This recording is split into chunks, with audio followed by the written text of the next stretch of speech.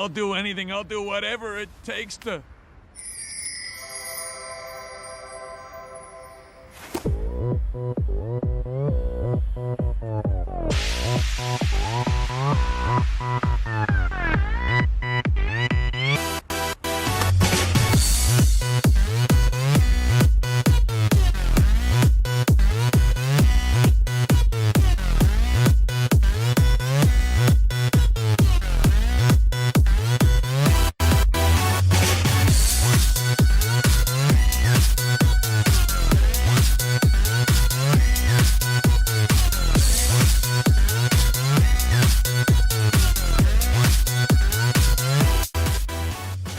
Hello everyone! If you've ever given KSP a shot from a Kerbal's point of view, straight from a cozy cockpit, chances are you gave up pretty quickly. While the cockpit might be comfy and all, it takes away most of the control options, and in some cases most of your visibility. So your gut tells you that you're flying, but where to remains a mystery. But fear not, there is a magic solution: mods, and they come in two flavors.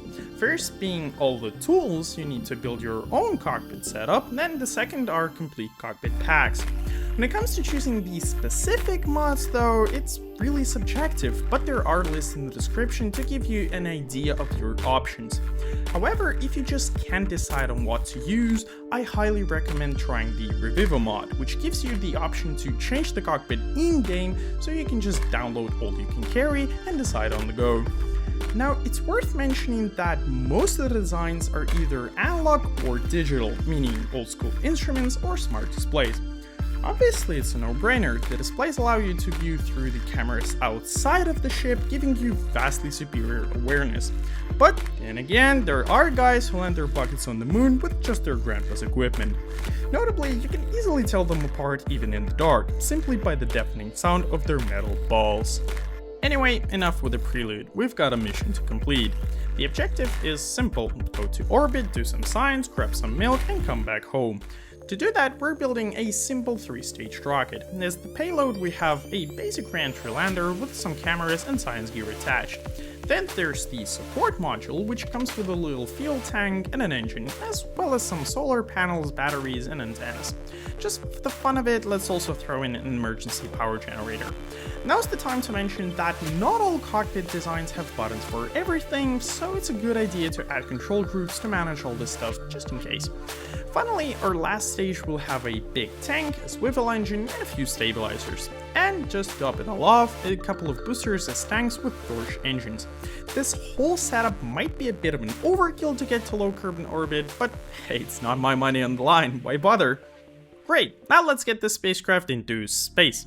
Once in the cockpit, just don't panic, it's not as hard as it looks.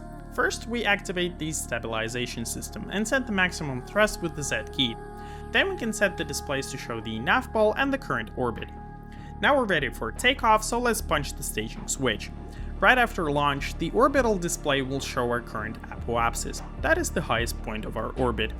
Since our rocket has decent thrust to weight ratio, I'll start banking right away to about 60 degrees to pick up some horizontal speed.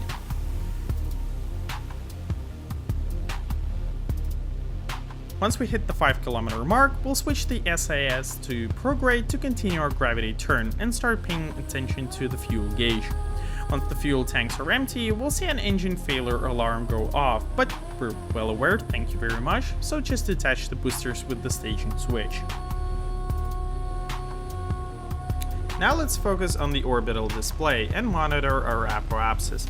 Once it reaches 75 kilometers, we can shut the engines down. Congratulations, we're off to space, but since our craft hasn't reached orbit yet, it's gonna start falling down quite soon. To avoid disappointment due to our early return, let's switch to map mode and create a maneuver to circularize our orbit.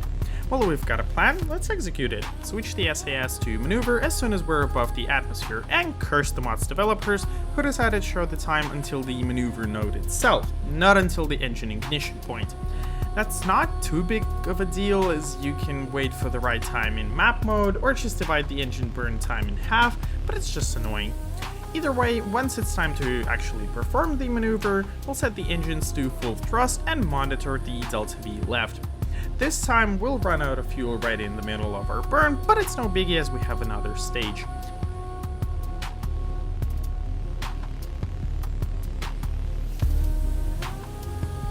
As soon as we're reaching the end of our maneuver, I suggest gradually reducing thrust to avoid overshooting. And that's it, we're in orbit.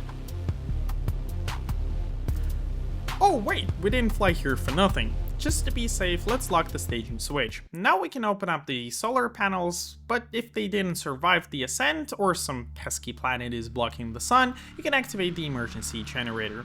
This particular cockpit design doesn't have controls for antennas, so let's activate them through the action group that we certainly didn't forget to set up. Now you can enjoy the view from the viewport, but if you can't see anything, you can turn on the external cameras. By the way, you can select the desired camera, viewing angle and zoom with the buttons around the display. At last, let's open up the science panel and use the amazing button Collect All Science. Well, that's about it, so let's not overstay our welcome and get back home. Set the SAS to retrograde and make a short engine burst to bring our periapsis to 30 km or lower. Now let's time warp till the re-entry begins. Since we don't really need the support module anymore, we can unlock the station and detach it.